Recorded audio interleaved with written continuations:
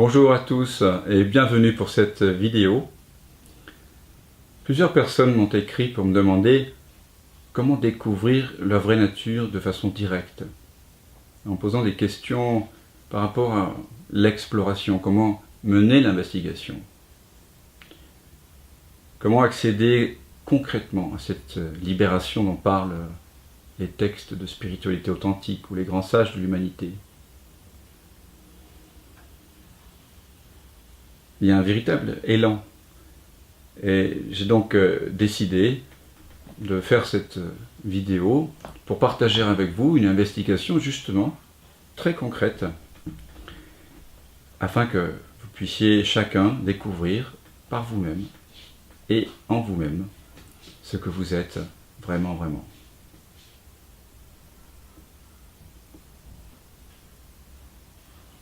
La croyance racine de la plupart des 7 milliards d'humains peuplant cette terre, celle qui semble soutenir toutes les autres, consiste à se prendre pour une personne, au contrôle de sa vie, auteur des pensées et des actes.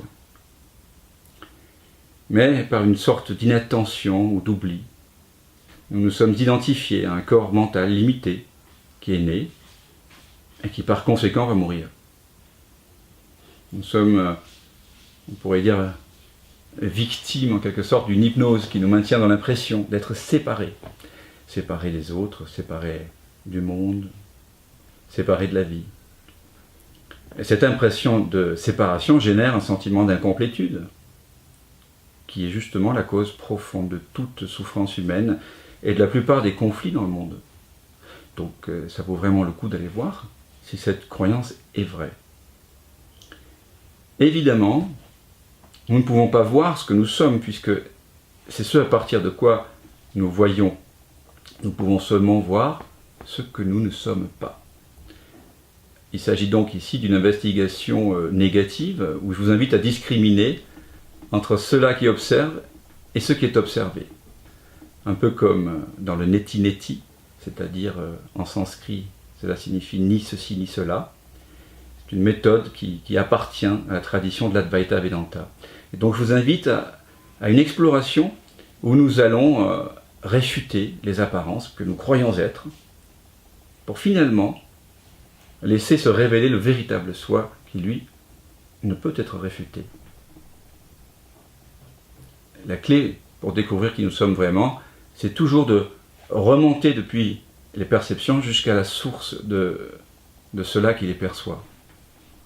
Alors pour mener cette investigation jusqu'à son terme, je vous propose de laisser tomber pendant quelques instants tous vos savoirs, tout ce que vous croyez savoir à propos de vous-même, tout ce que vous avez appris, tout ce que les gens ont dit de vous, pour aller à la rencontre des faits tels qu'ils se présentent à vous dans l'expérience directe, sans a priori. Je vais vous poser un certain nombre de questions, et vous allez y répondre par vous-même. Alors évidemment, il ne suffira pas d'écouter les questions et d'y penser. Il faudra, en quelque sorte, mener l'investigation en vous-même, puisqu'il n'y a que vous qui puissiez découvrir qui vous êtes vraiment. La question que nous nous posons ici est la suivante. Suis-je vraiment ce corps mental? Et je vous invite maintenant à commencer l'investigation et à fermer les yeux. Commençons par le corps. Êtes-vous enfermé dans un sac de peau à forme humaine? Pouvez-vous trouver un corps là, ici, maintenant, où vous êtes? Pouvez-vous trouver un corps dans l'expérience directe? Vous avez des sensations, bien sûr. Mais ces sensations ont-elles le pouvoir de vous enfermer dans une apparence humaine? Les yeux fermés, prêtez attention, par exemple, à votre main droite. Mais reconnaissez que l'image de la main qui apparaît n'est déjà plus qu'un souvenir que vous vous remémorez maintenant. Si vous laissez tomber la mémoire, et ne vous basez que sur l'expérience directe, il n'y a en réalité que des sensations qui sont présentes. Or, est-ce que ces sensations ont en elles-mêmes le pouvoir de créer une main, de se référer à une main? Sans imaginaire d'aucune sorte, ces sensations ont-elles en elles-mêmes le pouvoir de pointer vers une forme quelconque? Ces sensations ne pourraient-elles pas aussi bien venir de griffes, de nageoires, de plumes, de sabots? En réalité, vous pouvez imaginer la forme que vous voulez. Et cela est vrai pour l'ensemble des sensations, n'est-ce pas? L'ensemble des sensations corporelles. Si vous ne faites pas appel à la mémoire, l'ensemble des sensations corporelles ne pourraient-elles pas aussi bien provenir d'une mouche, d'une tortue, d'un éléphant, d'un dinosaure, d'un arbre, d'une fleur ou d'un brin d'herbe, voire d'un extraterrestre? Réalisez simplement que sans l'imaginaire, les sensations ne renvoient aucune forme en particulier. Quelle est votre forme dans l'instant? En vous basant seulement sur les sensations, les yeux toujours fermés, comment savoir si vous avez 4 bras, 10 bras, un seul ou 100? Combien avez-vous de doigts dans l'instant? 200 doigts, 20 doigts, 2 doigts. Combien avez-vous d'orteils? De pieds? Si vous ne vous référez que aux sensations présentes, combien avez-vous de têtes? Plusieurs? Une seule? Aucune? Si dans l'expérience de l'instant, vous n'avez pas de forme en particulier, ne pouvez-vous pas prendre toutes les formes? Constatez simplement que toute forme à laquelle vous pourriez vous identifier n'est que construction mentale. Puis, constatez que ces constructions mentales ne font qu'apparaître et disparaître en vous.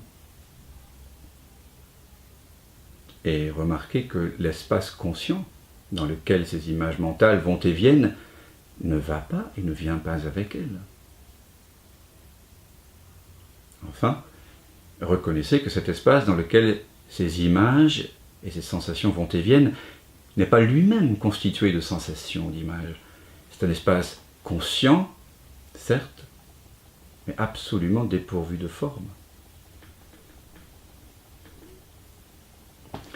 Quelle est votre taille dans l'instant? 1m80? 2 mètres? 100 mètres? 1 kilomètre? 1 million de kilomètres? La taille de l'univers?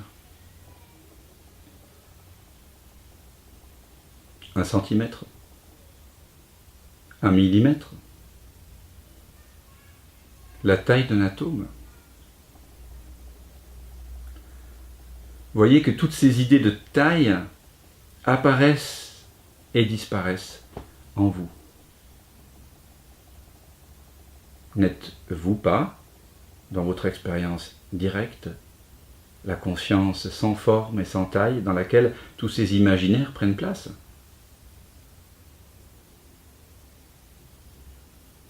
Quelles sont vos limites? Toujours les yeux fermés, cherchez si dans l'instant vous pouvez trouver une limite où ce que vous êtes pourrait s'arrêter et où quelque chose d'extérieur à vous pourrait commencer.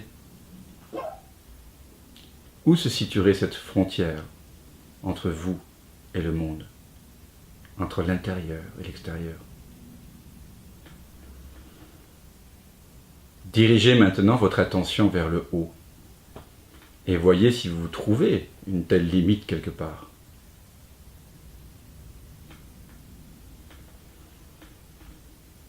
Dirigez maintenant votre attention vers le bas et voyez si vous pouvez trouver une telle limite. Dans l'expérience directe, ne continuez-vous pas à l'infini? N'est-ce pas vrai également pour le devant, pour l'arrière, la droite et la gauche? Dans l'expérience directe, ici, maintenant, n'êtes-vous pas sans limite? Il se peut que vous imaginiez une limite, que vous en visualisiez une, pourquoi pas, bien sûr. Mais constatez alors simplement que cette image d'une limite n'est qu'une pensée. Simple construction mentale, apparaissant et disparaissant dans un espace de conscience qui, lui, est sans limite. Si je ne fais pas référence à ma mémoire, puis-je trouver quelque chose dans l'instant qui puisse me séparer de quoi que ce soit? N'est-il pas évident maintenant que la limite corporelle dans laquelle vous avez pris l'habitude de vous localiser n'est qu'une autre construction mentale? Les sensations sont présentes, mais ont-elles le pouvoir de vous enfermer dans un corps, de donner une quelconque forme à votre être? Ne devez-vous pas plutôt reconnaître que toutes ces sensations sont en vous comme des points se mouvant dans un espace tridimensionnel, illimité? Mettez maintenant votre attention sur une sensation particulière. A-t-elle une forme? Si oui, laquelle? Est-elle ronde? Carrée? Triangulaire? Voyez que les sensations changent d'instant à instant. Mais vous, qui en êtes conscient, est-ce que vous changez? Ne demeurez-vous pas le même? Ne demeurez-vous pas l'espace immuable pour ces sensations variées et transitoires?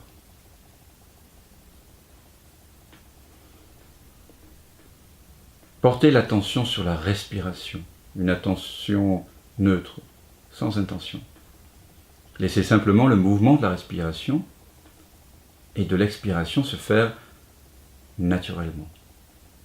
Et reconnaissez que la respiration se fait très bien sans vous. Elle se modifie sans cesse. Mais vous qui en êtes conscient, est-ce que vous changez avec elle? Ne demeurez-vous pas l'arrière-plan immobile et conscient qui accueille les mouvements changeants de la respiration?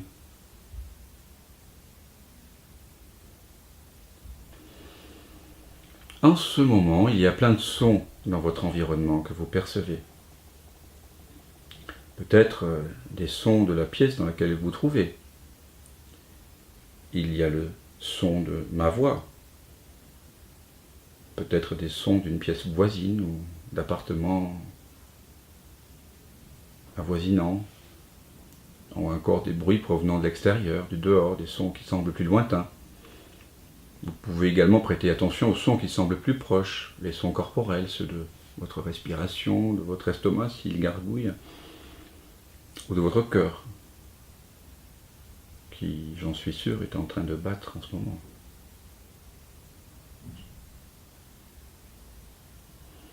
Qui entend ces sons?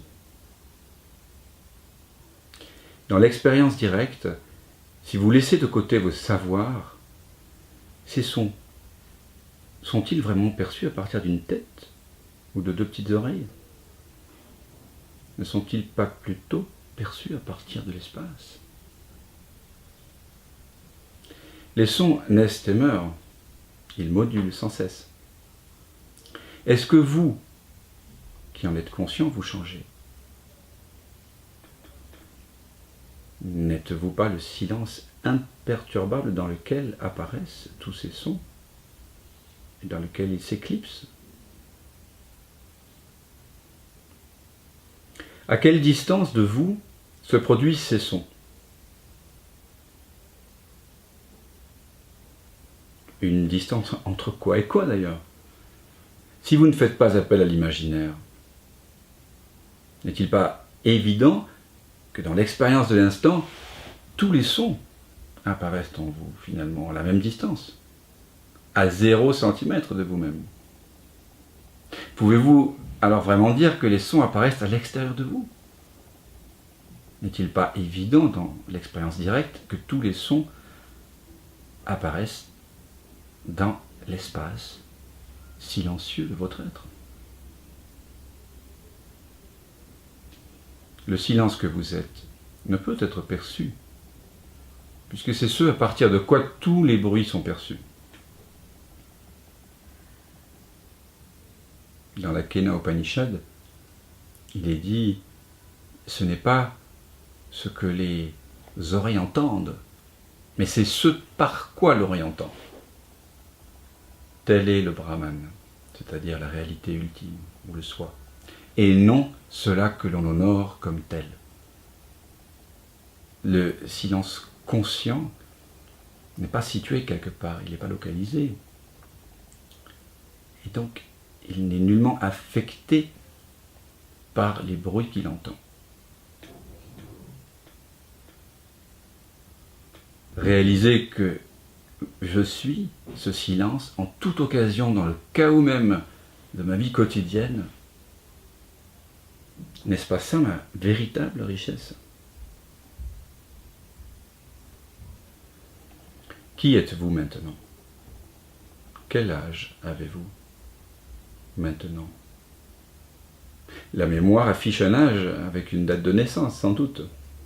Mais faites-vous réellement l'instant, dans l'instant, l'expérience d'avoir un âge?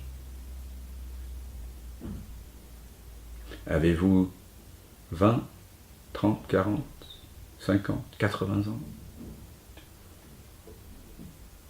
100 000 ans? 1 milliard d'années de lumière? 1 an? 1 semaine? 1 heure? Dans l'instant, vous pouvez imaginer avoir tous les âges, mais voyez que cet imaginaire apparaît dans un espace conscient sans forme et sans âge. Alors, n'êtes-vous pas la conscience atemporelle dans laquelle des pensées d'âge et de temps ne font qu'apparaître et disparaître?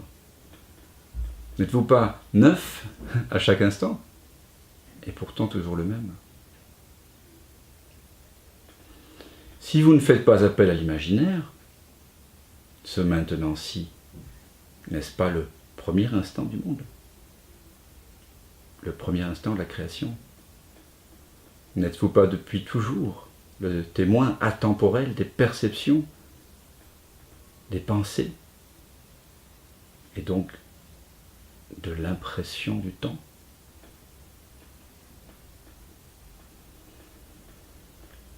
Continuons l'exploration, car nous nous identifions également à quelque chose que l'on appelle un mental ou un esprit. Et pouvons-nous vraiment trouver dans l'instant quelque chose comme un mental? En fait, ce que l'on appelle mental, dans l'expérience directe, n'est observé que comme une dynamique de pensée. Explorons donc plutôt les pensées. Je vous invite à penser à un lieu où vous viviez enfant.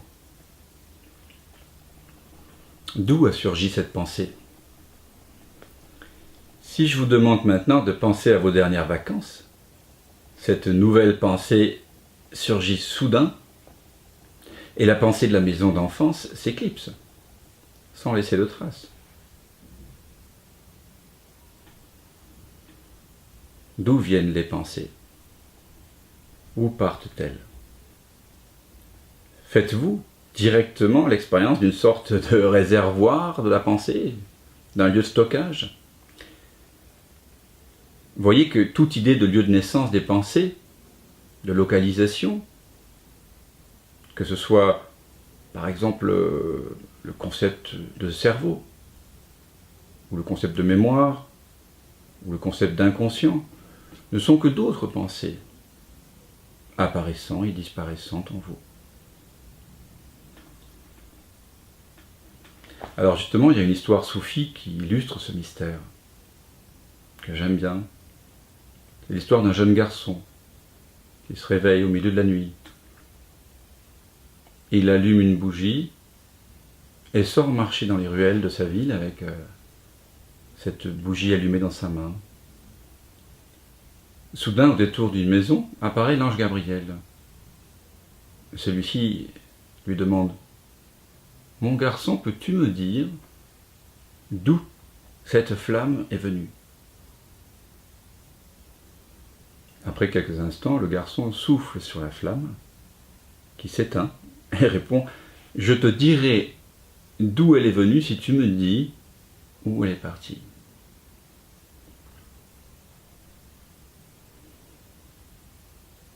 Nous croyons être l'auteur des pensées, le penseur. Mais si vous remontez le fil des pensées jusqu'à leur source, pouvez-vous trouver dans l'expérience directe un moi pensant les pensées, un moi décidant de penser telle pensée plutôt que telle autre? Dans l'évidence de l'instant présent, êtes-vous l'auteur qui précède et choisit les pensées? Ou êtes-vous simplement le témoin de celle-ci? Qu'en est-il pour vous? La croyance en un libre arbitre, n'est-ce pas simplement dans l'expérience directe une autre pensée, apparaissant, disparaissant? Prenez conscience de la pensée qui est présente maintenant en vous. Elle apparaît, puis elle disparaît. La pensée apparaît en vous, qui en êtes le témoin, et dans l'expérience de l'instant, ne découvrez-vous pas que le témoin lui-même est sans pensée, sans forme? Vous êtes présent avant l'apparition d'une pensée, pendant son apparition, au moment de sa disparition, et même après sa disparition, vous êtes toujours présent. Présent et conscient. Puis vous êtes présent et conscient des pensées suivantes. Les pensées changent. Mais est-ce que vous changez? Ne demeurez-vous pas le même? Les pensées peuvent être en apparence agréables ou désagréables, positives ou négatives, comme on a coutume de le dire, sur le plan relatif. Mais est-ce que l'espace sans forme, dans lequel toutes les pensées prennent place, peut d'une façon ou d'une autre être affecté par elles? N'êtes-vous pas simplement espace conscient, sans forme, pour les pensées qui naissent et meurent?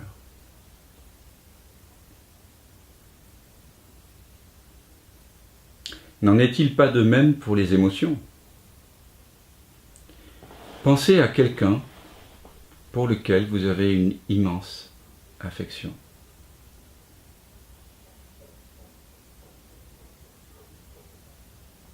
Et sentez cela.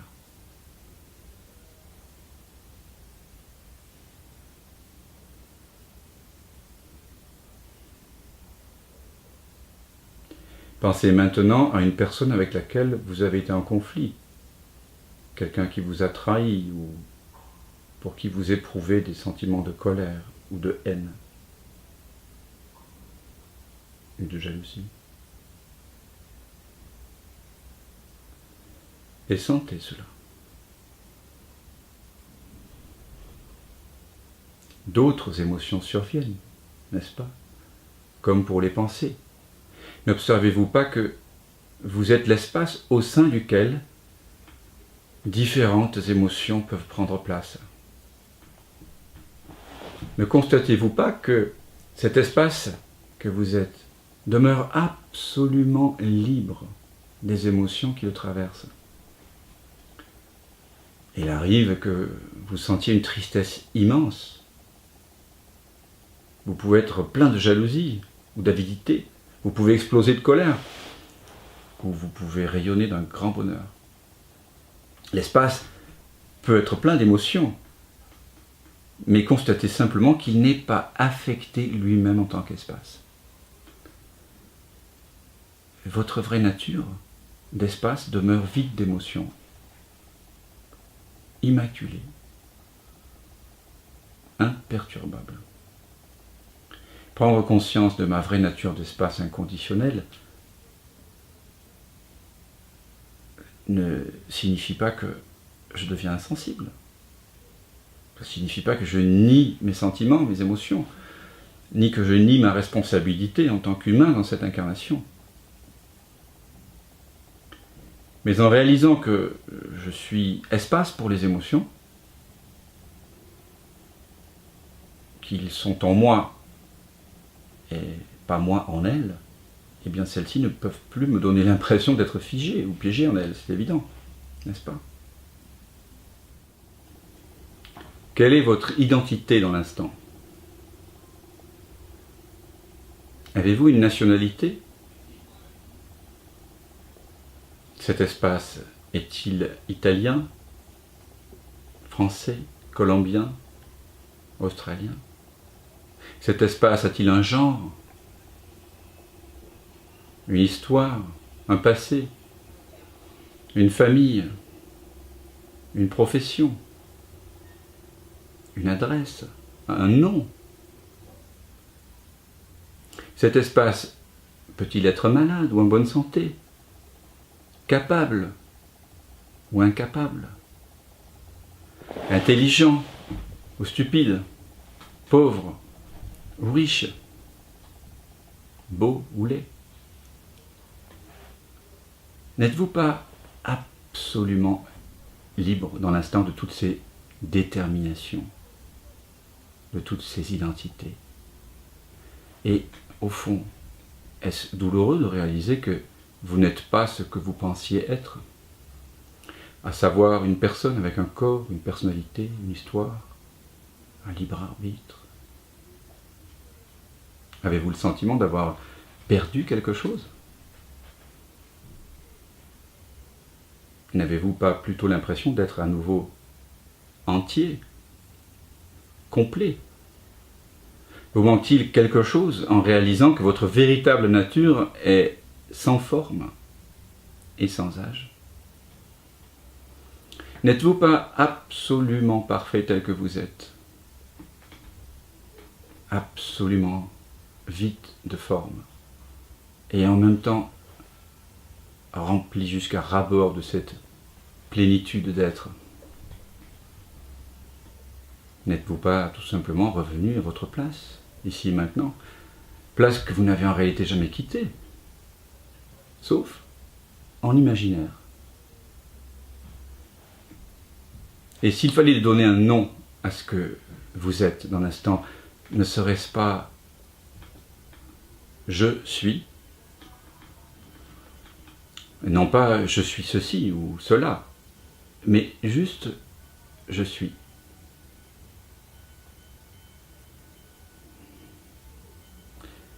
Et encore, c'est peut-être trop. Constatez que même le sentiment d'être, le « je suis », apparaît et disparaît dans l'espace de conscience sans forme que vous êtes. Là, tous les mots sont caducs. Savourez le mystère d'être cela.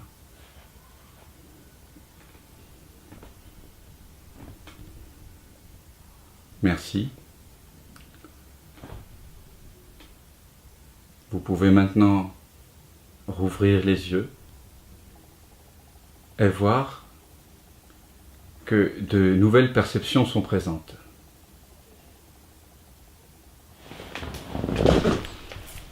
Quand l'œil unique s'ouvre, cela se passe ainsi.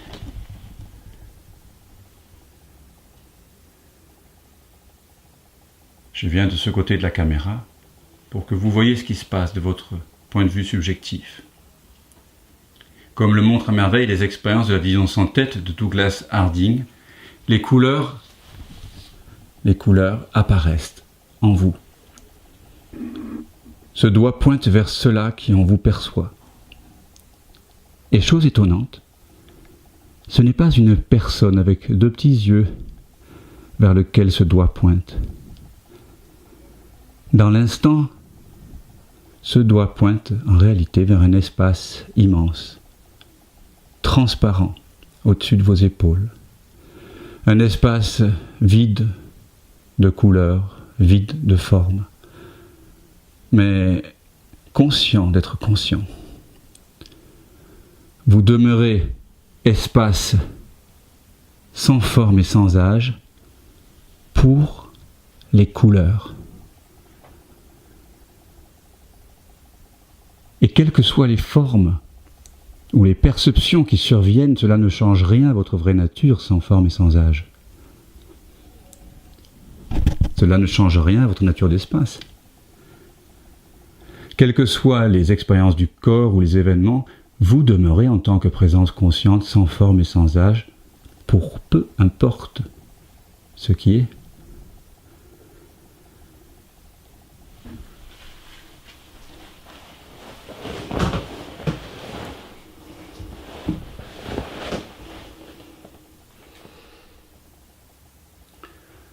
Je vous invite à faire cette investigation autant que nécessaire. Tant que vous sentirez une impression de manque, tant que vous aurez l'impression que ce que vous vivez n'est pas absolument parfait tel que c'est que quelque part, vous vous prenez encore pour un corps mental ou pour quelque chose, même une forme très subtile. Il suffit alors d'investiguer à nouveau pour se défaire des fausses croyances et laisser se révéler la conscience sans forme que vous êtes déjà. Petit à petit, vous réaliserez encore et encore votre vraie nature.